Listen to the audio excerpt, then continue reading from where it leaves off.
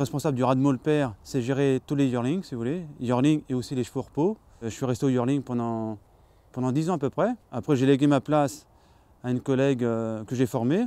Et donc, moi, je suis parti après au ras de la chaussée pour être responsable, pour gérer les deux endroits, et pour motiver tout le monde, faire une bonne équipe, quoi. On fait vraiment du bon travail, si vous voulez.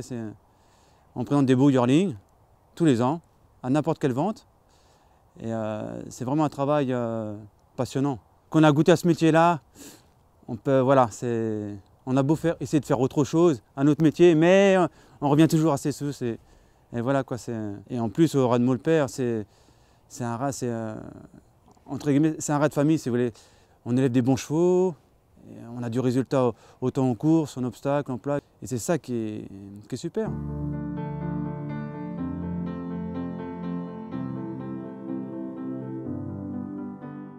Donc j'ai un parcours assez atypique parce que j'ai suivi une formation générale de secrétariat et j'ai toujours été passionnée par les chevaux, donc voilà.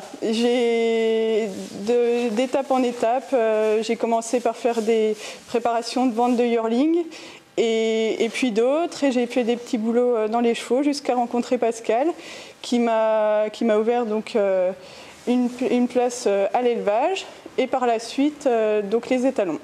Donc au quotidien, c'est donc prendre soin des étalons, les sortir, les nourrir et donc en saison de monte, faire les saillies. Moi, ce qui me plaît donc déjà, c'est la proximité avec les 6 étalons. Contrairement à l'élevage, il y a quand même plus de complicité avec les chevaux.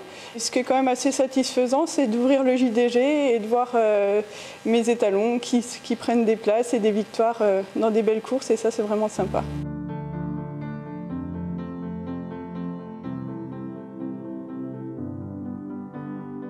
Mes parents sont éleveurs à une échelle bien plus inférieure qu'au ras des Monceaux, mais donc j'ai été piqué par le virus, si on peut dire, très jeune.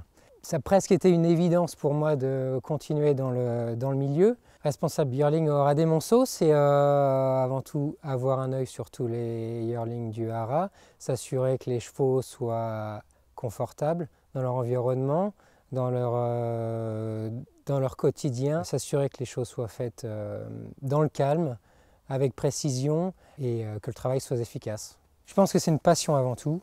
C'est la passion du cheval, l'amour du cheval. C'est ce qui nous anime avant tout. C'est un métier très, très enrichissant. On travaille avec du vivant. On n'est jamais sûr de... Il n'y a pas d'acquis dans ce métier.